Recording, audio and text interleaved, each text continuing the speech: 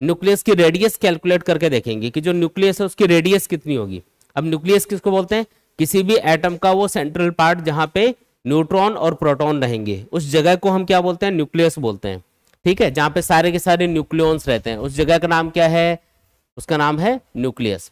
अब कोई भी न्यूक्लियस है उसकी रेडियस कितनी होगी? न्यूक्लियस की रेडियस फाइंड करके देखेंगे।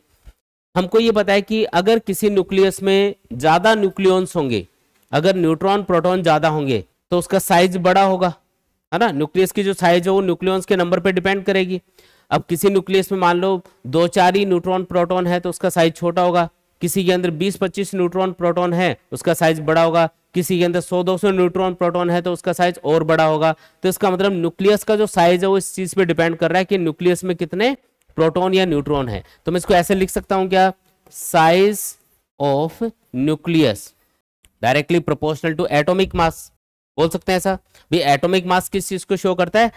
Number of neutron plus proton को। तो अगर नंबर ऑफ प्रोटॉन और न्यूट्रॉन ज्यादा होंगे, मतलब न्यूक्लियॉन्स अगर ज्यादा होंगे, तो साइज ऑफ द न्यूक्लियस भी क्या होगा? ज्यादा होगा।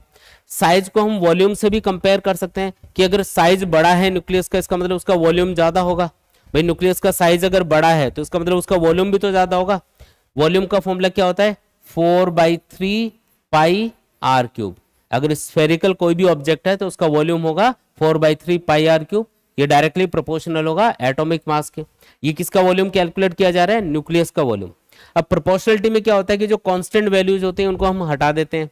तो यहां पे आप क्या लिख सकते हो? R cube directly proportional to A बोल सकते हो। 4/3 पाई ये तो कांस्टेंट है, इनको हटा दो। अब ये जो प्रोपोर्शनलिटी सिंबल है इसको भी हटाएंगे। उससे पहले एक काम करते हैं, ये पावर 3 हटा लेते हैं इधर। तो R directly proportional to A power 1/3 लिख देंगे। दोनों साइड में पावर 1/3 किया तो इधर तो 3 पावर 1/3 करोगे तो पावर 1 बनेगी और इधर पावर 1/3 बन जाएगी। तो इस तरीके से ये पावर हमने हटा दी, उधर से R directly proportional to A power 1/3 लिखा जाएगा। अब ये प्रोपोर्शनलिटी सिंबल भी हटा दो। जब ये प्रोपोर्शनलिटी सिंबल हटाओगे तो इसकी जगह कांस्टेंट आएगा जिसको मैं आर नोट से रिप्रेजेंट कर रहा हूं। ये जो आर नोट है इसकी वैल्यू आपको याद रखनी है। आर नोट बराबर होता है 1.2 इंटू 10⁻⁻15 मीटर के। ठीक है, 10⁻⁻15 मीटर को फर्मी मीटर भी बोलते हैं।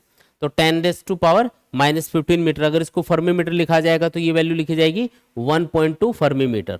वैसे तो ये मीटर में याद रखो आप। आर किसके बराबर है? आर नोट ए पावर 1/3 के, जिसका मतलब ये है कि जिस न्यूक्लियस का एटॉमिक मास ज्यादा होगा उसकी रेडियस ज्यादा होगी, है ना। डायरेक्टली प्रोपोर्शनल आ रही है ये चीजें। आर नोट तो कांस्टेंट है। चलो, तो कोई भी न्यूक्लियस हो, अगर आप उसका एटॉमिक मास जानते हो कि कितना है तो आप इजीली उसकी रेडियस कैलकुलेट कर सकते हो इस फॉर्मूले को यूज करके। जो बड़े न्यूक्लियस होंगे जिनका एटॉमिक मास ज्यादा होगा उसकी रेडियस ज्यादा आएगी।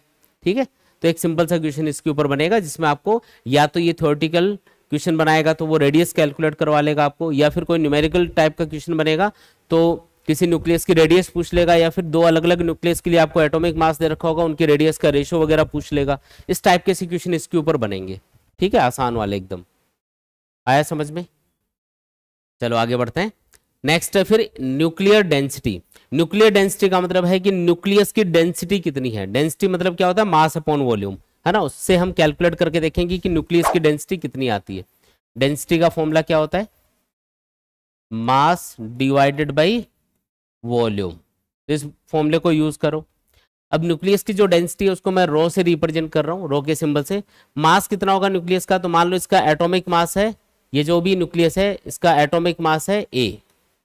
ठीक है, ये कोई मैं एक्स नाम का एक न्यूक्लियस एज्यूम कर लेता हूं जिसका एटॉमिक नंबर जेड है, एटॉमिक मास ए है। तो इसके अंदर टोटल नंबर ऑफ न्यूक्लियॉन्स कितने होंगे? एटॉमिक मास ए के बराबर होंगे। एक न्यूक्लियॉन का जो एवरेज मास है उसको मैं स्मॉल एम मान लेता हूं। एक न्यूक्लियॉन का मास कितना? Small M. तो बताओ इसके अंदर टोटल नंबर ऑफ न्यूक्लियॉन्स कितने हैं? ए के बराबर। तो इस न्यूक्लियस का टोटल मास कितना होगा? एम इंटू ए के बराबर। भाई एक न्यूक्लियॉन का मास एम है, इसके अंदर ए नंबर ऑफ न्यूक्लियॉन्स हैं, इसका मतलब इसका टोटल मास होगा एम इंटू ए के बराबर, डिवाइडेड बाई वॉल्यूम। वॉल्यूम कितना होगा? तो 4/3 पाई आर क्यूब के बराबर। स्फेरिकल एज्यूम करना है हमेशा न्यूक्लियस को, तो इसका वॉल्यूम होगा 4/3 pi R cube M A divided by 4/3 pi R cube. R की वैल्यू क्या होती है? आर नोट ए पावर 1/3, इसका क्यूब करेंगे सॉल्व करते हैं इसको, M A divided by 4/3 pi R nought cube, और ए की पावर 1/3 और इसकी भी पावर 3 करेंगे तो पावर से पावर मल्टीप्लाई होके ए की पावर 1 बनेगा, यानी कि ए आएगा।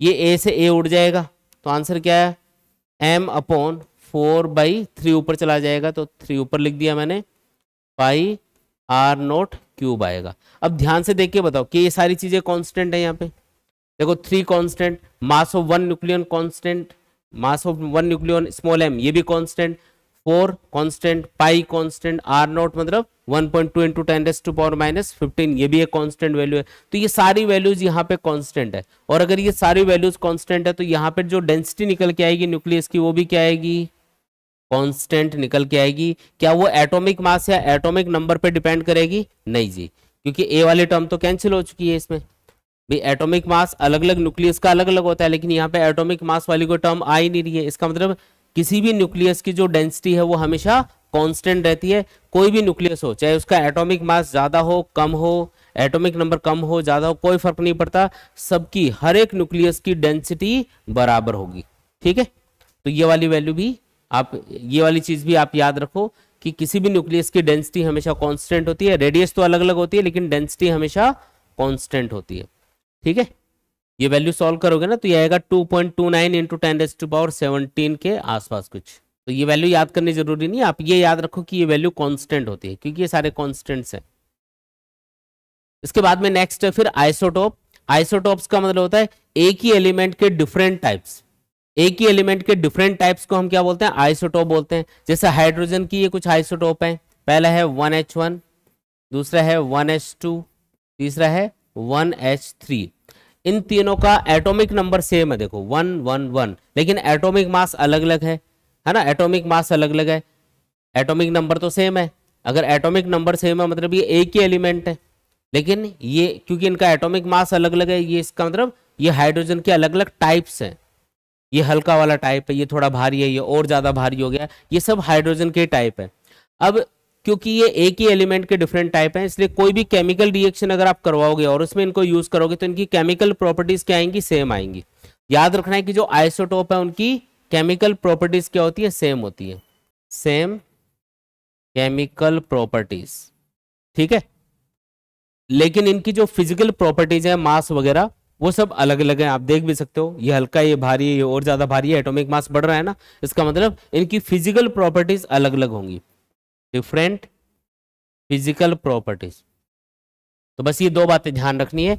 आइसोटोप का मतलब क्या है, पहली बात तो ये कि ये एक ही एलिमेंट के डिफरेंट टाइप है, और एक ही एलिमेंट के डिफरेंट टाइप्स है, इसका मतलब इनकी केमिकल प्रॉपर्टीज सेम होंगी और इनकी फिजिकल प्रॉपर्टीज डिफरेंट होंगी। ठीक है, तो इनको हम बोलते हैं आइसोटोप। ऐसे हर एक एलिमेंट के कुछ कुछ टाइप्स होते हैं, जैसे कार्बन के भी होते हैं, कार्बन 12, कार्बन 14 ऐसे, तो ये सब आइसोटोप होते हैं। ठीक, फिर आता है आइसोबार। आइसोबार का मतलब है, मतलब ऐसे एलिमेंट्स जिनका एटॉमिक मास सेम आ रहा हो। जैसे आर्गन, एटॉमिक मास कितना, 40, पोटेशियम का 40, कैल्शियम का 40, तो इन सब का एटॉमिक मास सेम है, तो इनको बोला जाएगा आइसोबार। मतलब ऐसे एलिमेंट्स, ये डिफरेंट एलिमेंट होंगे लेकिन ऐसे डिफरेंट एलिमेंट्स जिनका एटॉमिक मास सेम आ रहा है उनका नाम होगा आइसोबार। तो आइसोबार की प्रॉपर्टीज क्या होंगी, अब क्योंकि ये अलग अलग एलिमेंट्स है तो इसका मतलब इनकी केमिकल प्रॉपर्टीज अलग अलग होंगी। अगर कोई रिएक्शन करवाओगे केमिकल रिएक्शन तो उसमें अलग अलग तरीके से रिएक्ट करेंगे तीनों, इसका मतलब डिफरेंट केमिकल प्रॉपर्टीज होंगी, डिफरेंट केमिकल प्रॉपर्टीज। और जो फिजिकल प्रॉपर्टीज हैं, क्योंकि इन सब का मास बराबर है तो इनका मास बराबर होने से इनकी फिजिकल प्रॉपर्टीज सेम हो जाती है, सेम फिजिकल प्रॉपर्टीज। आया समझ में? ठीक है, तो इनकी केमिकल प्रॉपर्टीज अलग अलग हैं और इनकी फिजिकल प्रॉपर्टीज क्या है, सेम। ठीक है, ये इनकी खास बात है। फिर आता है आइसोटोन। आइसोटोन मतलब ऐसे डिफरेंट एलिमेंट्स जिनके अंदर नंबर ऑफ न्यूट्रॉन सेम होते हैं। आइसोटॉन्स का मतलब क्या है, ऐसे डिफरेंट एलिमेंट्स जिनके अंदर नंबर ऑफ न्यूट्रॉन सेम रहेंगे उनको हम बोलेंगे आइसोटोन। ठीक है, जैसे सिलिकॉन, फास्फोरस और ये सल्फर, इन सब के अंदर अगर आप नंबर ऑफ न्यूट्रॉन कैलकुलेट करोगे, नंबर ऑफ न्यूट्रॉन कैसे पता करते हैं, A-Z से।